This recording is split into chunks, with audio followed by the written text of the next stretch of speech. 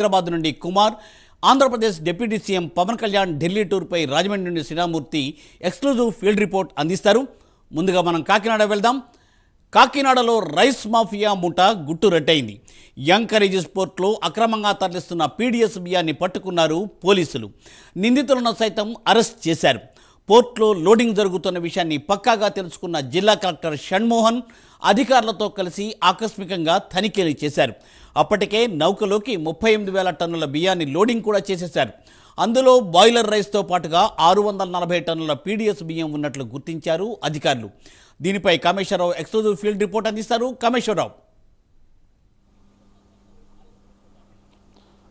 Yes మూర్తి, చూసుకుంటే కనుక కాకినాడ జిల్లా కాకినాడ పోర్టులో అయితే మాత్రం నిన్న సోదాలు అయితే జరిగాయని చెప్పొచ్చు. ఈ నేపథ్యంలో ఏదైతే ఉందో కాకినాడ ఎంకరేజ్ పోర్ట్ ద్వారా పీడీఎస్ బియ్యం అక్రమంగా తరలిపోతున్నాయని చెప్పేసి సమాచారంతో కలెక్టర్ రెవెన్యూ సిబ్బంది అయితే మాత్రం నిన్న ఏకకాలంలో నిన్న అయితే సోదాలు జరిపారు. ఈ నేపథ్యంలో అంటే కాకినాడ నుంచి గత ప్రభుత్వంలో ఏదైతే ఉందో అక్రమంగా పేద ప్రజలకు అందాల్సిన బియ్యాన్ని అదేచ్ఛగా వ్యాపార లాభాపేక్ష కోసం రాజకీయ నాయకులు ఈ దందాకి అయితే మొదలుపెట్టారు. దీనికి సంబంధించి అనేక మార్లు పోర్టుకు సంబంధించిన వ్యవహారాల్లో కూడా దాడులు జరిగినప్పటికీ కూడా పూర్తి స్థాయిలో దాన్ని కట్టడి చేయలేని పరిస్థితి అయితే కాకినాడలో ఉందని చెప్పొచ్చు. మొత్తం చూసుకుంటే కనుక కాకినాడ సంబంధించి నిన్న కలెక్టర్ దాడుల నిమిత్తం కూడా అక్కడ మొత్తం పోర్టు సముద్రం తీరం నుంచి 200 కిలోమీటర్ల లోపలికి కలెక్టర్, రెవెన్యూ అధికారులు, అదేవిధంగా మెరైన్ అధికారులు కూడా పడవ ద్వారా వెళ్ళి ఏదైతే ఉందో లోడైన షిప్ సంబంధించిన దాని మీద అయితే మాత్రం షిప్ను ఆఫ్ చేసి దాని యొక్క తనిఖీలు అయితే మొదలుపెట్టారు. ఈ తనిఖీల నిమిత్తం కూడా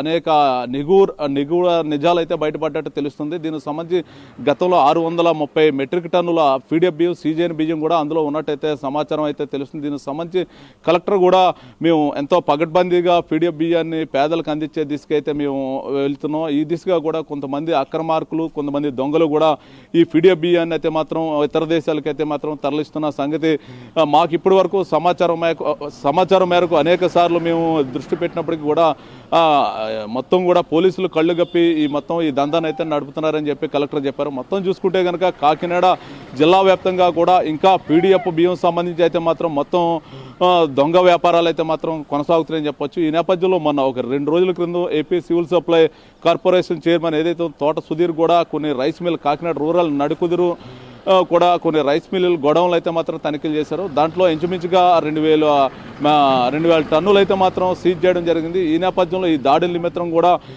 నిన్న ఏదైతే ఉందో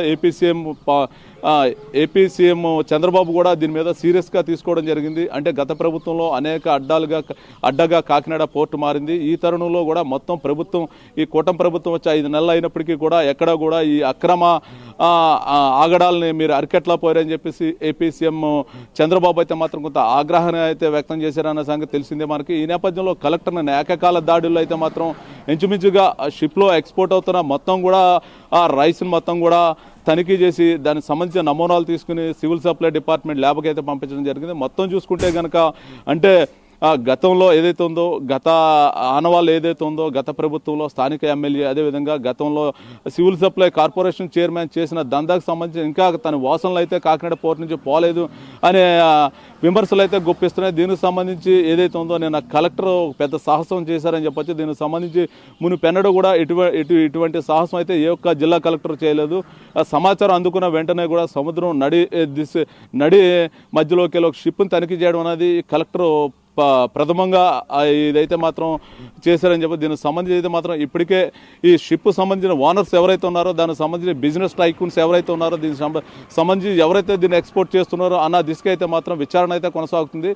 నిన్న ఈ తనిఖీల అనంతరం కూడా మొత్తం రైస్ని అయితే సీజ్ చేశారు. రైతు సీజ్ అయిన అనంతరం కూడా చాలా వరకు కూడా మ్యాక్సిమం కలెక్టర్ సంబంధించి రెవెన్యూ అధికారులు కూడా మొత్తం వాళ్ళని విచారించే పనిలో అయితే ఉన్నట్టయితే తెలుస్తుంది. ఇంకా మరికొంతమంది అయితే మాత్రం విచారించాల్సి ఉంది. దానికి సంబంధించి ఇంకా మరికొన్ని సమాచారం రాబట్టిన అనంతరం కూడా పూర్తి నివేదిక అయితే మాత్రం కలెక్టర్ అయితే మాత్రం అందజేస్తామని చెప్పారు. ప్రస్తుతం అయితే 630 మెట్రిక్ టన్నులు అయితే మాత్రం పీడీఎఫ్ రైస్ ఉన్నట్టుగా నిన్న షిప్లో గుర్తించారు. దానికి సంబంధించి అయితే మాత్రం షిప్ను వెనక్కి కాకినాడ పోర్టుకి రప్పించి దానికి సంబంధించిన షిప్ను రైస్ను కూడా వెనక్కి దింపాలని చెప్పేసి కలెక్టర్ ఆదేశాలు ఇచ్చారు.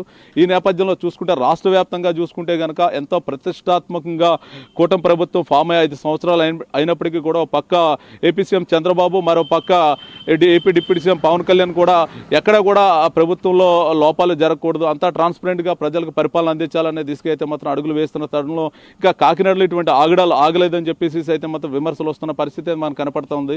మూర్తి చూసుకుంటే కనుక ఓవరాల్గా చూసుకుంటే కనుక కంప్లీట్గా ఇంకా ఏదో పక్కన ఇటువంటి కార్యక్రమాలు జరుగుతున్నట్టయితే మనకు తెలుస్తుంది. మొత్తం చూసుకుంటే కనుక అతి త్వరలో మొత్తం ఈ దొంగలు ఎవరనేది కాకినాడ నుంచి ఈ పేదలకు అందాల్సిన ఏదైతే ఉందో రైస్ని కాకినాడ పోర్ట్ నుంచి ఇతర దేశాలకు ఎవరైతే పంపిస్తున్నారో మొత్తం కంప్లీట్ నివేదిక అందించాలని చెప్పేసి ఇప్పటికే కలెక్టర్ని అయితే మాత్రం ఏపీ సీఎం చంద్రబాబు అయితే ఆదేశించారు.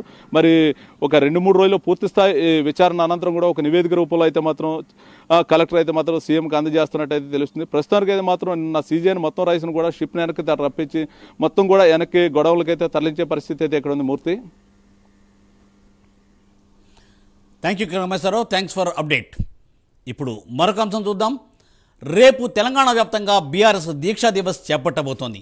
సిరిసిల్లలో కేటీఆర్, సిద్దిపేటలో హరీష్ రావు కార్యక్రమాలను నిర్వహించనున్నారు.